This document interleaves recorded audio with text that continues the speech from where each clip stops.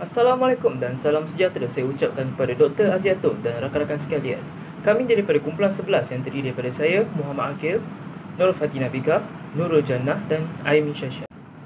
Kumpulan kami telah memilih syarikat yang bernama Aeon Mall Co. Limited bagi tugasan projek kami. Untuk lebih lanjut, saya akan serahkan kepada ahli kumpulan saya. Seterusnya adalah latar belakang syarikat. Aeon Mall merupakan pemacu pusat beli belah yang terbesar berasal dari Jepun.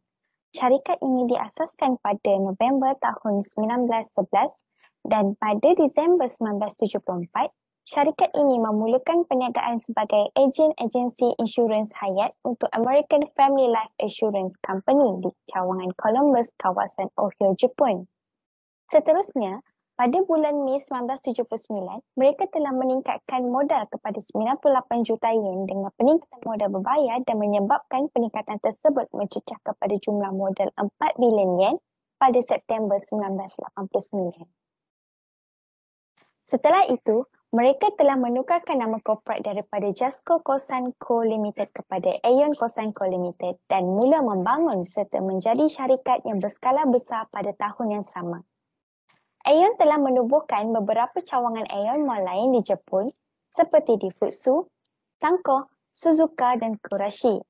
Pada Julai 2002, syarikat telah disenaraikan di bahagian pertama bursa saham Tokyo dan telah meningkatkan jumlah modal kepada 6,065 juta yen. Misi syarikat ialah Aeon Mall membantu pelanggannya meningkatkan gaya hidup mereka dengan menawarkan idea baru melalui penciptaan komuniti yang bertenaga dan mewujudkan pusat hiburan dan peningkatan gaya hidup. Berikut merupakan gambaran keseluruhan pemetaan proses pengurusan risiko Aeon. Seterusnya adalah pemetaan proses. Terdapat 3 pembahagian pemetaan proses. Yang pertama adalah mengenal pasti risiko. Aeon Mall menjalankan tinjauan risiko dengan kaedah soal selidik dan bertemu ramah dengan ahli pengarah, lembaga audit dan penyeliaan dan bekerja menilai risiko secara kuantitatif dan kualitatif. Yang kedua adalah menggunakan peta risiko bagi menilai risiko.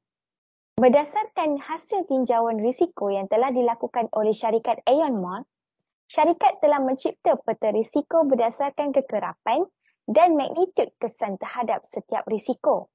Syarikat menilai dan mengenal pasti risiko yang memerlukan tindak balas yang pantas. Dan yang terakhir ialah mewujudkan keutamaan menggunakan ukuran matriks. Berdasarkan status langkah sedia ada bagi setiap risiko yang dikenal pasti, syarikat telah mencipta matriks ukuran risiko keutamaan berdasarkan keperluan mengenal pasti langkah risiko mana yang harus diutamakan. Berdasarkan pemetaan proses tersebut, syarikat Aeon telah mengenal pasti 92 risiko menggunakan pendekatan tersebut dan aktiviti tindak balas risiko telah diambil bergantung pada keutamaan. Untuk menggabungkan penemuan penilaian ini ke dalam strategi pengurusan jangka sederhana dan jangka panjang, syarikat juga merancang untuk membuat tinjauan risiko secara kerap mengikut perubahan dalam perniagaan untuk beberapa tahun. Syarikat juga menjalankan penilaian risiko sepanjang tahun apabila tinjauan risiko tidak dijalankan dan mengemaskini isu keutamaan supaya ia boleh dikendalikan secepat yang mungkin untuk menunjukkan tindak balas yang kerap untuk tujuan penjanaan penambahbaikan kepada perniagaan. Berikut merupakan model penilaian risiko Aeon. Risiko yang berpotensi wujud dalam perniagaan Aeon dibahagikan kepada 4 kategori, iaitu severe untuk risiko parah, high untuk risiko tinggi, medium untuk risiko sederhana dan low untuk risiko rendah. Berdasarkan pengkelasan ini, matriks pengukuran dijana untuk mengetahui risiko yang mana yang perlu diberikan keutamaan.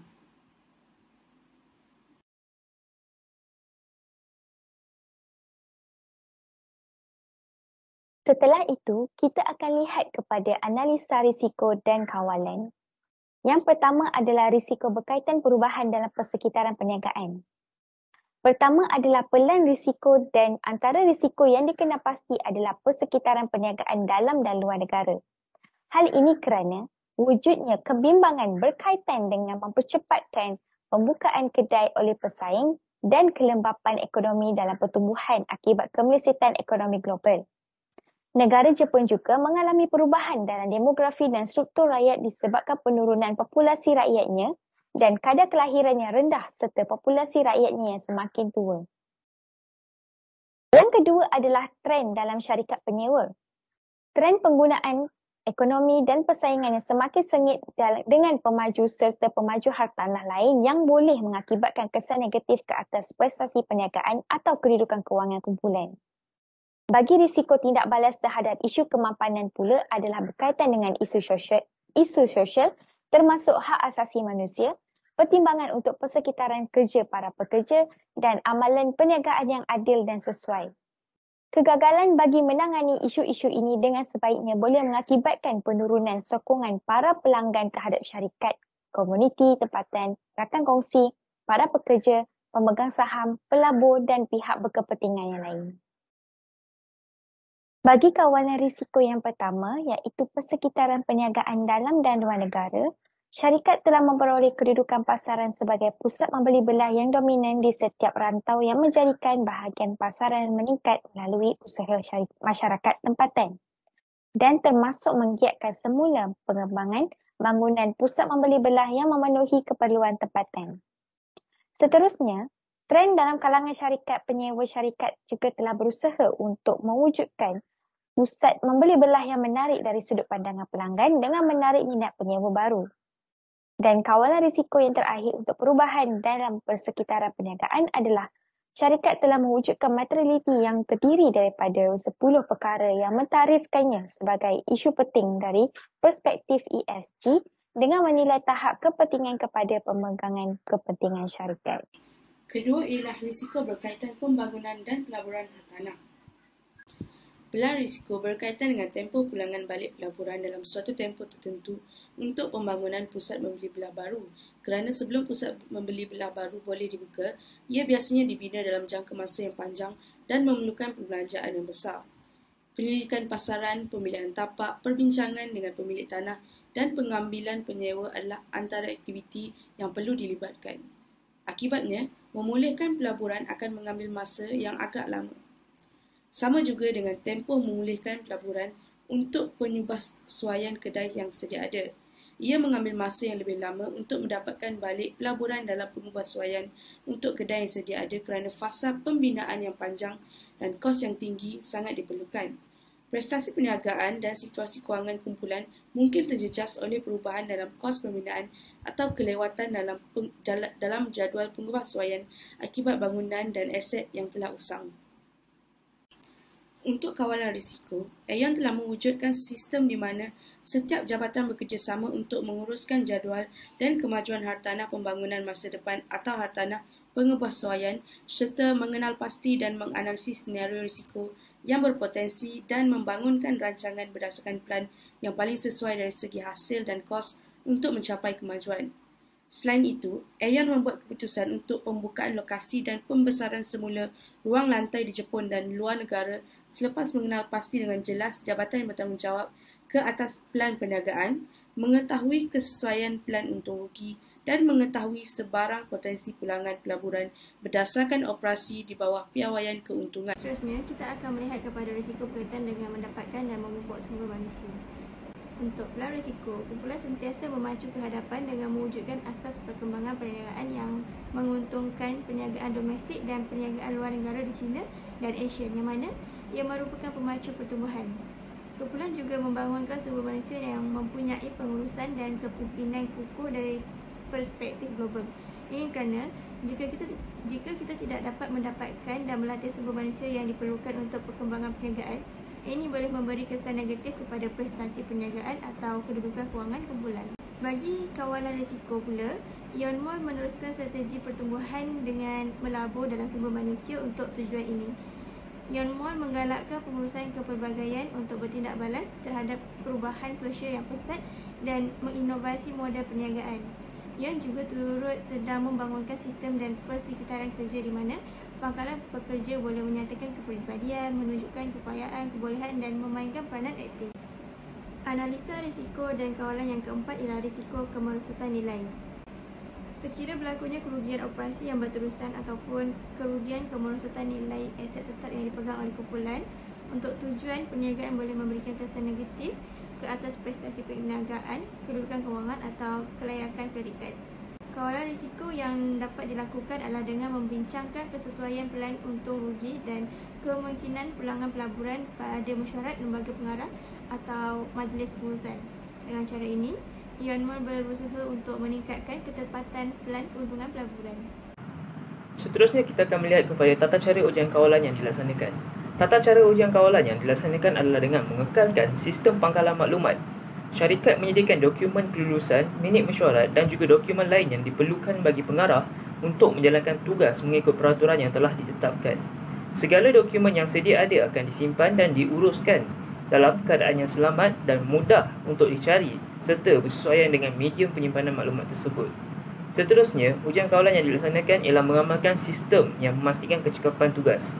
Aeon Mall akan mengadakan mesyuarat secara tetap sekurang-kurangnya sekali sebulan untuk membincangkan keputusan terhadap risiko yang memberi kesan yang meluas ke atas anak syarikat. Keputusan ini kemudiannya akan diluluskan oleh Presiden ataupun melalui resolusi oleh lembaga pengarah. Kemudian yang terakhir ialah memilih dan melantik pekerja dalam syarikat ke lembaga audit. Melantik pekerja dalam tugasan lembaga audit dan penyelesaian yang tidak akan menerima arahan ataupun pesanan daripada para pengarah atau mana-mana pekerja syarikat.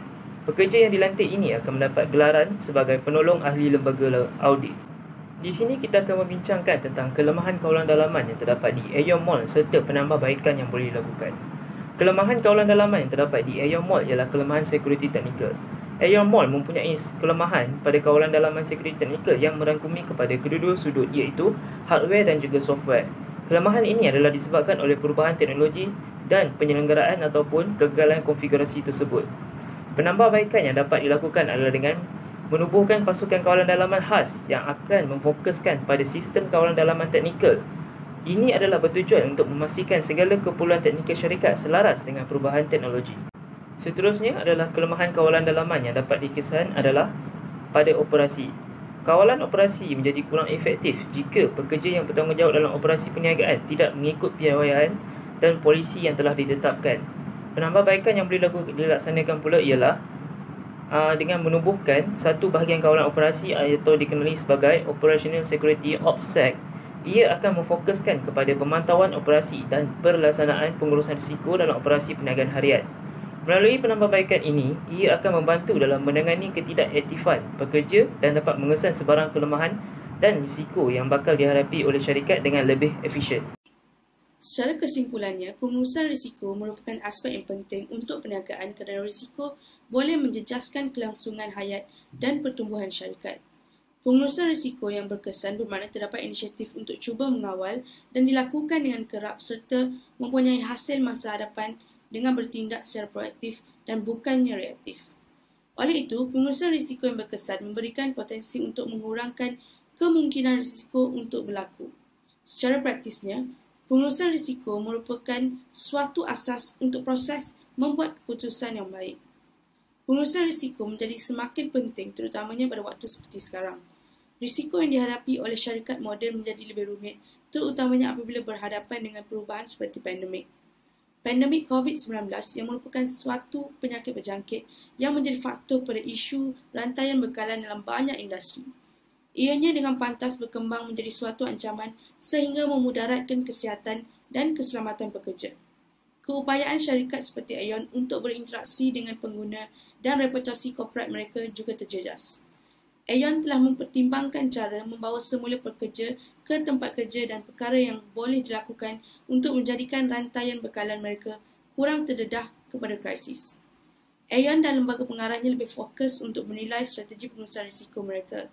Mereka secara proaktif menilai pendedahan risiko mereka dan menyiasat amalan risiko untuk persiapan menghadapi setiap kemungkinan pada masa hadapan. Sekian sahaja daripada kumpulan 11. Terima kasih.